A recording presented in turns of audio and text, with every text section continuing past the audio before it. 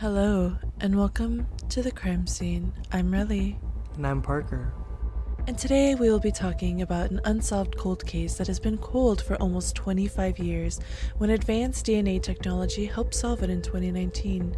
The suspect was arrested and his arrest was celebrated, but did they have the right man? Please note that this podcast features themes of violence and descriptions of sexual acts and desires and is not suitable for listeners under the age of 18. Some episodes may also contain themes that may be triggering and feature content warnings. Please take care of yourself and don't hesitate to ask for help. So, before we get into the case, I just want to take a moment to talk about Audrey Annette Hoellein Fraser. She was born on April 24th, 1968 in Aberdeen, South Dakota. Audrey Fraser had a normal life. She had been a soprano in her high school choir, and she attended school at Clark County College in Washington. She got married in 1987 to Dennis R. Fraser, making her only 19 years old at the time. Together, they lived in Vancouver, Washington, where she lived for 15 years until the time of her murder, and together, they had a son. Audrey and Dennis ran into some marital problems and ended up separating, although it was never specified if they ever divorced, but they were no longer living together. Audrey and her son ended up living in an apartment at the Family Tree Apartments, the same place where Audrey would soon meet her demise. On July 17th, 1994, the Vancouver police responded to a 911 call at 7:45 p.m. The body of Audrey Fraser was found in her bed at the Family Tree Apartments on the 8000 block of East 4th Plain Boulevard. Audrey's dead body was visible through her bedroom window. So what you're saying is that if somebody was walking along the street, they'd be able to look into her bedroom window and see her body? Yeah. Detectives then concluded that the 26-year-old Audrey Fraser had been brutally raped and strangled to death, leaving her 5-year-old son without a mother. The authorities collected evidence from the crime scene, including DNA samples that ultimately could be traced back to multiple sources, but none of the suspects were matches at the time.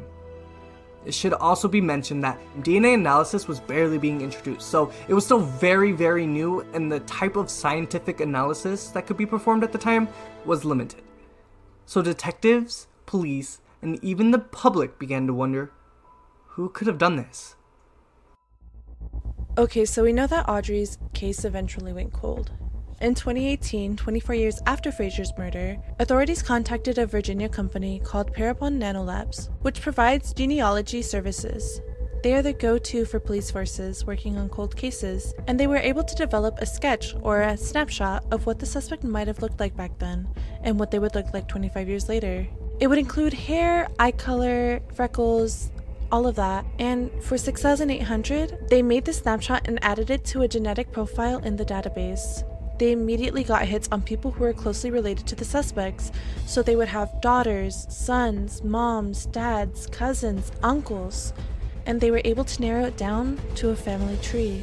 The authorities made a list and they went through the potential matches based on things like age, location, and that's when they narrowed it down to one suspect, Richard Eugene Knapp. The 57-year-old had lived in Clark County at the time of Audrey's murder. To add to that, Knapp was convicted of a similar sexual assault in Clark County, Washington in 1986. To put it into perspective, Knapp and a roommate had been drinking at a party, and when at that party, a woman offered to drive them home. Knapp then kindly offered to walk the woman to her apartment, but on the way he said he needed to stop to lock up the rec room. Once inside, he then assaulted her and strangled her, almost to the point of unconsciousness. The worst part is that her 14-month-old baby was with her at the time of the crime and witnessed everything. Knapp was convicted of a third-degree rape and ordered to provide a DNA sample, which he did. But that sample was never uploaded to any database and was then destroyed in 2000. He was also sentenced to 12 months in jail and had to attend rehab for alcoholism. He only served 60 days of his sentence and violated the program's rules several times. So not only was Knapp not held accountable, he also only served 2 months of a 12-month sentencing. Yeah, and he also violated the rules of the alcoholism program, which means he actively was drinking alcohol while in that program. So he obviously didn't learn anything from this experience. And if he's done it before, who's to say that he's not going to do it again? Exactly.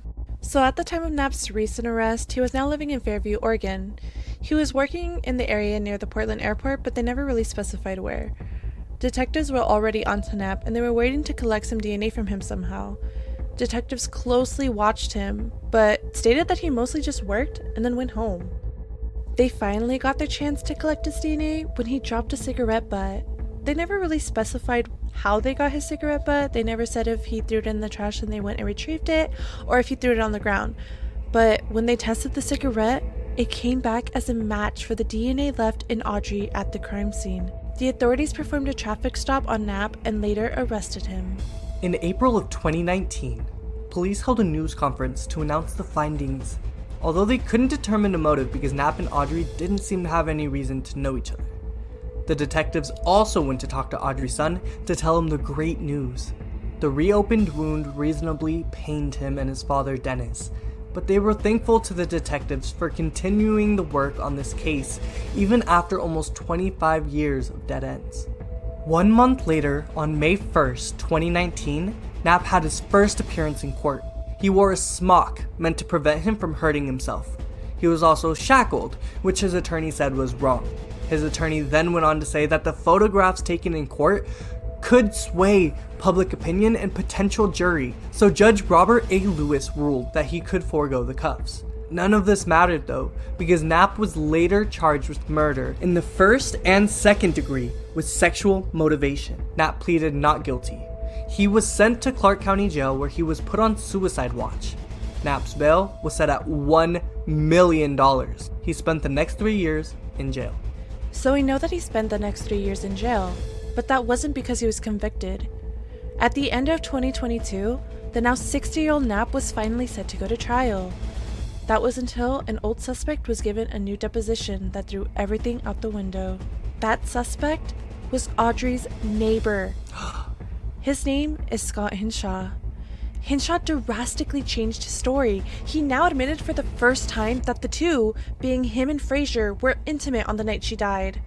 Turns out his semen was one of the samples found in Audrey. It matched him as far back as 2017, and yet he wasn't arrested like Knapp was. He was also the one to make the 911 call after Audrey's death. It's unclear if he was ever considered a suspect. So many people speculate that he either had nothing to do with the murder and was just being a good neighbor by calling it in, or that he did murder Fraser and called it in to be one of those killers who wanted to be involved in the investigation to clear his name. That's not confirmed though, it's just speculation. The defense would share the allegedly critical information this witness shared. The police said they were aware of him, they just never called him. It's kind of wild that the police were aware and that they knew an eyewitness existed, but they never called him in. It's a 24-year-old cold case murder. You don't think that this could have been solved any sooner?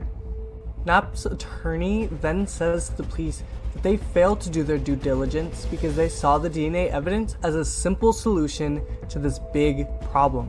One attorney said, "It is in my mind a constant reminder that the law enforcement can't forego good police work because they have a new toy or a new theory." When Knapp was asked why his DNA was found at the scene, he told detectives that he used to be a big playboy back in the day. He used to have many relationships with many women, and he used drugs and alcohol, and he frequented the same bars as Fraser. But he says none of this proves that he did anything wrong. It may prove that he was there, but not necessarily on the night of the murder. So I just want to say that Knapp had to have had intercourse with her within a 7-day period of her murder, just because sperm can only live within the body for 7 days. Knapp's attorney also stated, DNA technology is immensely powerful, but it's not a silver bullet. And if it is not used in the proper way, in conjunction with the competence police work, you're going to end up with more situations like this. So on November 30th, 2022, after 1,312 days, Knapp was released from Clark County Jail.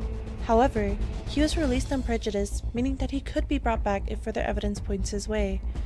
The deputy prosecuting attorney said, "We know that we either released a killer from jail or we released an innocent man who was wrongfully held for 3 years. We know that one of those things happened, and it's not an easy decision to make." Audrey's family has said after his release, "This crime has not only taken away a sister from her 2 brothers, it left a mother and father without a daughter, and a young child without a mother. Since then, the family has grown with nephews that will never meet their aunt, and a grandchild that can only see grandma in pictures, only knowing her from shared memories." As of 2023, Richard Knapp is suing the detective, Dustin Goodchow, who accused him. Knapp says he made deliberately false statements and acted with reckless disregard for the truth. He filed for a federal civil rights lawsuit on February 13th, 2023 in Tacoma, Washington. Knapp alleges that the charges relied entirely on the same cutting-edge genealogical technology used to track down the infamous Golden State Killer. The lawsuit alleges that Knapp should have never been arrested. He pleaded not guilty to the charges and has denied anything to do with Fraser's death. Goodchill denies these allegations. Attorney Sarah Baynard Cook, who is defending the lawsuit, says, "Officer Goodchill's statements to the court in connection with the murder investigation referenced in the complaint were truthful. Officer Goodchill is committed to responding to the allegations in the complaint and is confident he will prevail." The lawsuit alleges the plaintiff's life was destroyed. He suffered severe emotional distress and trauma. He lost everything that was important to him: his job, his friends, and his home. It was also said that Knapp's wife was diagnosed with a terminal illness while he was imprisoned. Knapp made several attempts to see her and hold his wife prior to her death, but was denied in a 2-sentence order. She died in June of 2021. That's so crazy that they would deny him in just a 2-sentence order. The fact that he was basically pleading to them to see his wife before she died, and he was just denied. You know, you just really gotta feel for him at this point.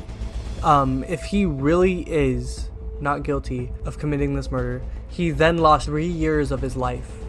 Any memories he could have made with her, like, it's just... they're gone. It's sad. It's really sad. Knapp's criminal defense attorney said at the time the charges were dismissed that they believed detectives had good intentions, but that they put the blinders on and failed to consider other suspects. Audrey Annette Hoellein Fraser was laid to rest in Mountain View Cemetery, Loss Center, in Clark County, Washington, on July 19, 1994.